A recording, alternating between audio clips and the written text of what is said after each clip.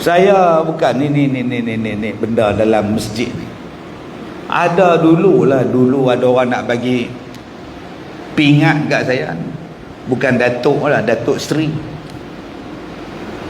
Mai pegawai dia mai. Dia tanya dekat saya, kalau kami bagi Datuk Seri dekat Ustaz, Ustaz boleh bawa ke Datuk Seri ni? Saya kata tak tahu mana saya tahu. Berat kan Ustaz? Kalau berat susah. Tak, maksud bawa ni, Ustaz boleh ke jaga title Datuk Seri tu? Oh, saya tak tahu. Saya tak payah bagi kot. Halau okey lah. Berat ni Ustaz. Pasal Ustaz dapat ni bukan benda calang-calang punya ni. Ini anugerah ni Ustaz. Mai temu duga Ustaz. Bukan senang-senang dia nak bagi ni. Hari ni Datuk Seri tak duduk joget-joget tu Datuk Seri apa? Nak dapat pingat Datuk Seri tu pun tu kena temu duga. Syarat dia. Ni berat ni. Boleh bawa ke ni? Soalan orang tu dia tanya pada saya, orang istana ni, boleh bawa ke ni? Saya tak boleh bawa. Tak payah tu. Bagi tahu kat kawanku tak payah. Berat. Itu tuan-tuan. Baru setakat pingat di dunia ni apa ada. Tapi hak kita nak bawa ni satu benda besar. Lagi besar daripada benda tu. Jadi sebelum nak sampai benda hak besar tu, seolah-olah Nabi Muhammad ni dapatlah dalam bulan Rejab ni, supaya kita belajar tauhid. Mai bulan Syaban ni, dia ada benda besar pula. Tapi bukan perintah lagi. Ada lagi hak bulan Syaban ni, ada benda hak lagi besar sebelum nak mai bulan Syaban, apa nama lepas Syaban ni, ada lagi benda besar. Mai bulan Syaban, Nabi kata Allah Ta'ala tengok manusia. Lepas dia tengok tentang tauhid, lepas dia ajar tentang semayang, lepas dia turunkan perintah, kenal diri hang tu siapa, kenal diri kita ni siapa. Jangan duk belagak, jangan duk engkar, jangan duk pandang berat, jangan duk pandang tak betul pada Allah Ta'ala. Mai bulan Syaban, Allah nak tengok dia. Mari tengok kita bulan nisfu Syaban. Mai tengok pasal apa? Nak tengok siapa yang patut diampunkan, siapa yang patut dibersihkan dosa dia, siapa yang patut dihapuskan dosa dia. Punya penyayangnya Allah Ta'ala, mai bulan nisfu Syaban ni, dua orang pula yang Allah Ta'ala tak ampunkan. Allah Ta'ala bagi peluang pada kita, buat ibadat, buat amalan. Aku nak hapuskan dosa engkau, aku nak ampunkan dosa-dosa engkau, tapi dua ni aku tak ampun. Siapa dia? Dua ni Allah tak ampun. Yang pertama, orang yang syirik kepada Allah. Allah Ta'ala sebut dalam Quran surah An-Nisa ayat 48. Allah Ta'ala tak ampunkan dosa orang yang syirik. Allah kata dalam ayat lain, wa'budullah, sembahlah kamu Allah, wala tusyriku bihi syai'a, jangan kamu syirik kepada Allah akan sesuatu pun. Subhanallah. Dosa orang syirik Allah tak ampun. Bila sebut syirik, kita duk perasan tangkal. Ada apa takat lengan hang tu mak? Ni tak ada apa, ni tangkal. Hang sakit lah. Aku jadi lagu mana tau, malam-malam tu dia jadi macam, kadang-kadang dia jatuh jadi tak ingat tau. Habis tu baru minta kat bomo tu, dia bagi tangkai ni. Alhamdulillah, lepas-lepas tangkai dia pakai tak ada jatuh lah, elok lah. Tu kalau buang, kalau buang sakit balik. Aku pergi mana bawa tangkai tu, itulah nama dia syirik. Tangkai ni power dia macam Tuhan, tak ada dia mampu, tu syirik. Lagi bentuk syirik apa Ustaz? Seolah-olah percaya Allah Ta'ala bagi, seolah-olah percaya orang lain yang bagi rezeki bukan Allah. Dengar cerita Kelang hang tak bagi semayang mak, semayang Jumaat tak bagi. Kalau pergi semayang, dia potong gaji. Bonus tak dapat, gaji dia potong pula. Woi, takkan tak boleh semayang. Dia tak bagi, dah minta 4-5 kali lah. Dia kata nak berhenti, kalau nak semayang Jumaat berhenti. Ni Kelang tak boleh tutup punya, duk pusing mesin dia. Betul? Buat macam mana? Kalau tak kerja sini aku nak makan apa? Paksa juga letak semayang pun. Kalau kerja ni, kalau berhenti aku nak makan apa? Sini lah pada. Susah lah, tak apalah, Tuhan pun faham kot. Dia ingat Tuhan tu pak menakan dia. Tuhan pun faham kot. Macam mana ulang balik Mat? Macam mana? Tak, kalau aku berhenti pada Kelang ni, sekali lagi aku nak makan apa? Lah elok-elok duk makan semua cukup bulan dapat gaji, tiba-tiba berhenti, kan menyusah diri sendiri. Aku nak kerja apa? Aku nak makan apa? Tak, sebelum hang kerja di Kelang ni, hang makan tak? Makan? Hang kerja bila? 2018. 2017 hang makan apa? Makan. Bukan Tokek Kelang ni bagi. Tak tu hang makan apa? Macam-macam kerja lah aku buat. Tapi hang kata kalau hang berhenti Kelang ni, hang tak makan. Selama ni Kelang ni bagi hang makan. Habis tu 2017, 2016 hang terkedarah apa? Maknanya bukan Tokek Kelang ni yang bagi hang makan. Yang bagi makan tu Allah. Kalau hang berhenti pun Allah tetap bagi makan. Sebab langit yang begini besar pun dia boleh kontrol. Takkan hang nak makan sekilo sehari pun susah. Nampak tak tuan-tuan kaitan Isra Mi'raj tu? Kalau langit yang begini besar pun Allah jaga, bintang yang begini banyak pun Allah jaga, takkan Allah tak boleh jaga hang? Takkan Allah tak boleh bagi beras ke hang nak masak? Sampai hang tak mau sembahyang Jumaat, hang tak berhenti kerja pasal nak duit punya pasal, hang letakkan toki hang setara dengan Allah. Syirik hang. Hang bacalah Yasin 40 kali pun malam nisfu, Allah tak terima dosa hang. Allah tak terima apa nama Yasin hang. Tak ampun pun. Letakkan Allah lebih besar. Bos, saya nak sembahyang Jumaat. Kalau bos tak kasih saya pergi sembahyang, saya berhenti. Okeylah, sekarang lu berhentilah. Ambil gaji lu angkatlah, pergi mampulah. Okey, dah. Apa masalah? Apa masalah?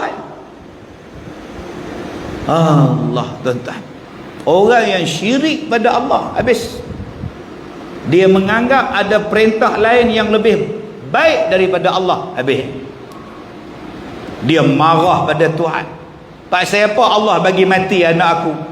Anak orang lain tak mati. Pasal apa aku ni susah, orang lain semua kaya? Dia marah pada kebijaksanaan Tuhan pada dia. Jaga-jaga tuan-tuan. Yang kedua, siapa yang Allah tak ampunkan dosa dia pada bulan Syaban ni? Orang yang bermusuh. Wala ta'awanu 'alal ismi wal 'udwan. Janganlah kamu tolong menolong dalam benda dosa dan benda bermusuh-musuhan. Cuba kita tengok dalam masjid kita ni, ada tak kita suka? Ramai. Ada tak lah ramai-ramai ni hak kita tak suka? Kali kanan, kali kiri, duduk depan. Main juga bewok. Bewok dia panggil orang depan dia. Tiba-tiba dia sembahyang Allahu Akbar, Allah Maha Besar, tapi dalam hati busuk dengan orang depan. Bewok. Pasal apa panggil dia bewok? Dia bukan bewok, dia orang. Tapi perangai dia macam bewok tak? Lidah cabang. Nampak? Tu bergaduh. Pasal apa? Tak tahu, ada masalah peribadi apa tak tahu. Cuba tengok kanan, cuba tengok kiri, cuba tengok depan, cuba tengok belakang. Ada orang kita benci. Kali-kali belah kanan ada. Mari juga apa ni? Pasal apa hang benci dengan dia? Dia dulu parti dengan saya. Betul? Dia lompat pergi belah lain. Tu yang saya bengang tu. Dulu sama-sama pasal bendera dengan dia. Pacak bendera dengan dia. Habis tu tak tahu dia kilas buat mana tahu, lompat belah mana tu. Haram jadah tu. Terus haram jadah tu. Hak depan bewok, hak belah kanan haram jadah. Pasal apa? Berbeza parti politik. Tu tiba-tiba tuan-tuan sembahyang Allahu Akbar, Allah Maha Besar, tapi dalam hati duk benci dengan orang sebelah. Hang tunggulah pilihan raya ni mampu hang, tengoklah hang. Apa nak jadi kita ni tuan-tuan? Pasal politik bergaduh. Ya, orang politik di parlimen tu lepas-lepas habis sidang minum kopi, karipak angin semua. Mereka hidup senang lena, tuan-tuan nak naik motor cabuk tu, engkor pun tak ada. Mak gak cabuk nombor plate patah sebelah tak larat nak ganti. Sibuk duk pertahan mereka. Yang mereka ada pertahan kita. Ada fikir pasal kita ni. Yang kita duk bergaduh siang malam pagi petang pasal apa? Sudah lah hang pangkah lah tanggungjawab. Lepas tu aku bersatulah balik demi Islam, demi agama aku, demi bangsa aku, demi negeri aku, demi negara aku. Sampai tak mau berteguk sampai ke mati pun tak ziarah. Bang, mati dah orang depan tu, elok pada muka. Ada tak Nabi kata, ada Allah kata allazina idza asabatuhum musibah qalu inna lillahi? Ada kan? Ada. Yang tak adanya apa? Allazina qalu, bila mati, bila ditimpa musibah, qalu, pada muka. Ada. Hari ni orang kita bila orang lain dapat musibah, pada muka, pi mampui, elok badan. Mai semaya Allahu Akbar. Allahu Akbar apa?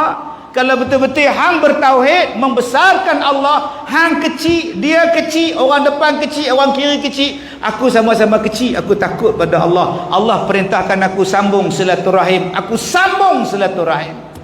Tapi kerana merasakan diri besar, merasakan ego, dia bermusuh dengan orang. Sayang tuan-tuan, Allah tak ampunkan dosa dia pada bulan Syaban. Kalaulah kita bersih tuan-tuan, mai masuk bulan Ramadan, tauhid bersih, mai masuk bulan Ramadan, dosa tak ada, maka alangkah mudah dan seronoknya masuk bulan Ramadan. Barulah rasa seronok nak masuk bulan Ramadan. Servis kereta dah servis, tayar dah servis, aircon dah servis, semua dah servis, baru seronok jalan. Ni saya daripada Ipoh nak mai ke tempat tuan-tuan ni. Apa buat? Servis kereta, tukar minyak hitam, buat balancing, repair balik mana hak skru duk bunyi nyek bagi senyap, mana aircon hak tak apa nak sejuk, tambah gas lagi, mana rasa kereta tu busuk, sembuh lagi, vacuum lagi. Bila dah nak mai Pulau Pinang ni rasa lega, selesai. Serupa itulah kita tuan-tuan, dibersihkan pada bulan Rejab, ditarbiah dalam bulan Syaban. Bila masuk bulan Ramadan, kita rasa seronok.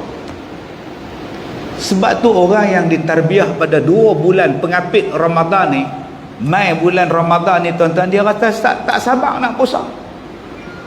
Dia rasa seronok. Macam tuan-tuan malam ni, bahang, bayang, hangat, kehangatan Ramadan dah rasa.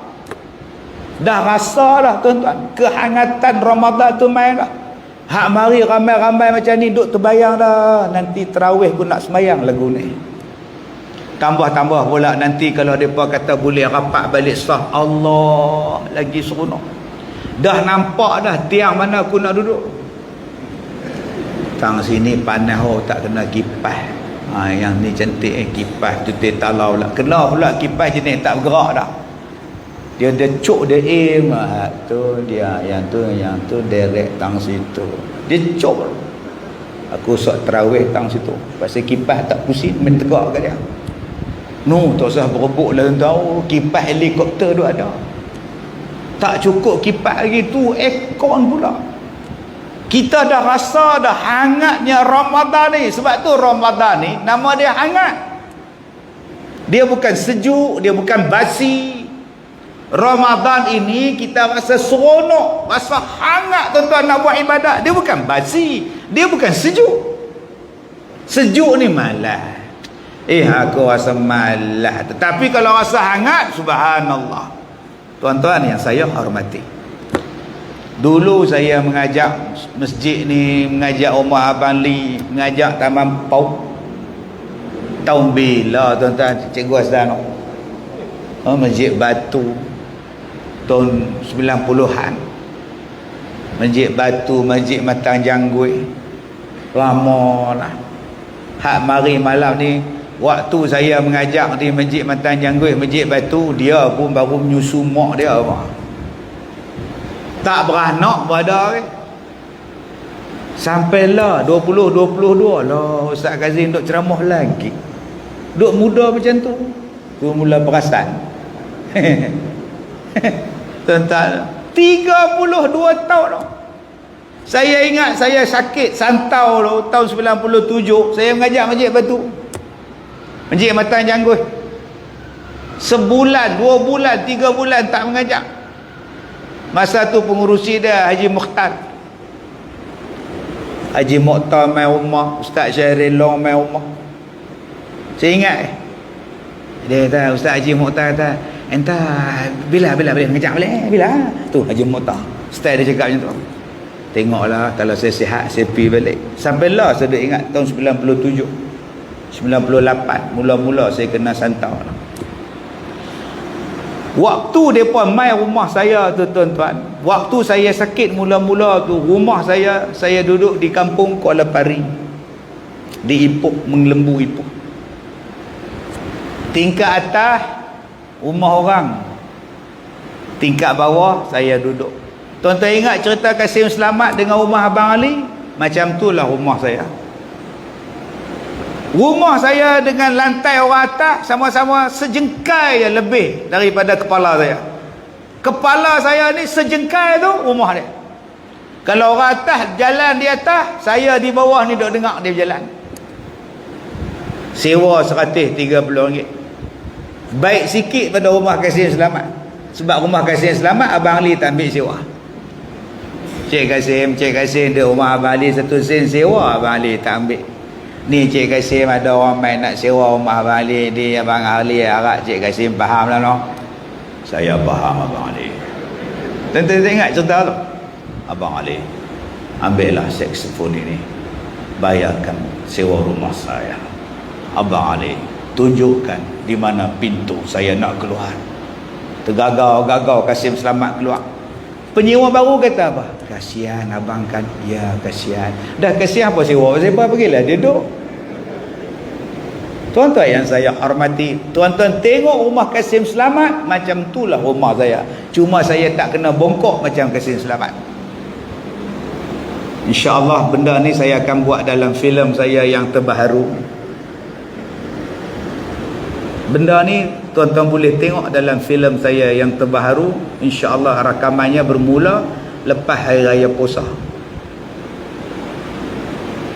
Saya cadang nak bawa mereka main rakam Masjid Batu, main rakam Masjid Jalan Baru ni, tempat saya duduk ceramah. InsyaAllah 2 hari bulan penerbit dia mari lagi sekali, pengarah dia main sekali, nak buat finalize mana venue saya nak buat. Mereka akan ambil saya daripada awal saya ceramah sampailah sekarang, kisah hidup saya, cerita hidup saya. Saya rasa syukur pada Allah sebab ada orang nak buat filem tentang saya. Dulu orang buat filem tentang Saja Hassan, Lieutenant Adnan, Mak Kilau. Orang buat filem tentang Kanang anak Langkau. Sekarang mereka buat filem tentang Kazim pula ni. Kazim anak Elihan. Dan saya nak tunjuk pada tuan-tuan mana sejarah, bagaimana pendakwah. Tadi petang Ustaz Ebik Liu mai ziarah saya nak balik rumah. Saya balik pada Putrajaya malam tadi. Putrajaya tengah hari saya nak balik rumah, nak rehat. Saya ingin nak main sini pula. PA kata, Datuk jangan balik lagi, Ustaz Ebik Liu nak main. Bila nak sampai? 2:30. Tak apa, aku tak balik. Aku balik ambil baju sah. Dia main aku 2:30 sampai.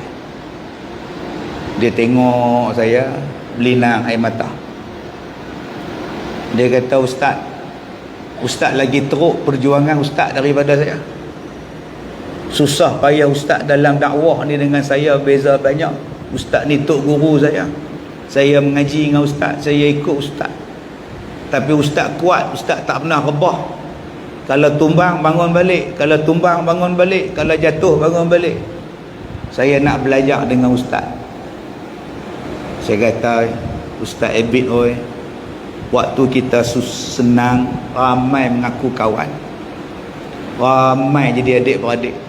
Tapi waktu kita tumbang, waktu kita susah, bukan semua orang boleh suar tangan mengangkat. Ada hak kita minta suar tangan, dia tak sambut.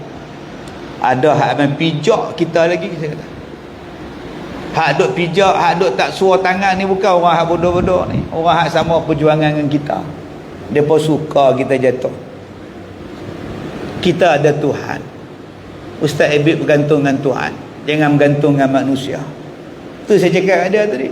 Kita ada Tuhan, bergantung dengan Tuhan. Ghina anil nas wa ghina anil khalq. Jangan kamu mengharap pada manusia, jangan kamu mengharap pada makhluk. Yang kamu harap hanyalah pada Allah sahaja. Ni, bila dah iman dah bersih, bila kita punya tauhid dah clear, cantikkan dalam bulan Ramadan. Sebab tu saya sebut pada tuan-tuan tadi, saya mengajak tuan-tuan ni pada tahun 90-an. Masjid Matan Jangwih tu. Ngajak dulu, lama-lama saya mengajak tuan-tuan, saya ingat lagi mengajak 2-3 setahun 2 kot. Saya isytiharkan saya masuk parti politik. Saya bawa sahabat politik saya ceramah situ. Sama-sama masuk. Dr. Hassan Ali, kalau tuan-tuan ingat. Waktu tu tuan-tuan saya main ceramah, naik Iswara, naik Wira. Waktu rumah Kasim Selamat, Allah, periuk satu tungku je, katil pun tak ada, ada tilam je, tilam bujang. Manusia zaman kita dulu, bila saya cakap macam ni, tuan-tuan akan sahut, kami dulu macam tu tak, dulu mana ada senang, dulu semua susah tak, nampak semua cakap macam tu. Dulu Ustaz kira rumah saya duduk tang sana, elektrik pun tak ada Ustaz. Oh gitu. Ustaz kira tengoklah. Saya ambil sempua Ustaz kira, nak kira lagu. Dah bukan kira sempua dah, Ustaz tengoklah, masa tu ayat pun tak ada. Oh betul. Lah ni makin lama makin tak tahu Ustaz ya. Dia gelap 4 harakat. Alhamdulillah Ustaz, lah makna ada 4 rumah sewa. Tu dia. Daripada rumah dulu tak ada, lah 4 rumah sewa. Kereta dulu daripada Wira Iswara, tu dia kata Ustaz, Allah bagi rezeki Ustaz. Senang nak bawa anak cucu duk pakai kereta Pontianak tu Ustaz, vampire tu malah. Dia gelap. Dulu Ustaz jamban duk belakang, lah jamban lah rumah. Merangkak pun senang Ustaz oi. Dulu baju Melayu hak tu sembahyang Jumaat, hak tu sembahyang Maghrib lah lain, sembahyang Jumaat lain baju, sembahyang Maghrib lain, pi kerja lain, kalau ada ceramah perdana lain pula, warna apa pula ni, brown pula ni.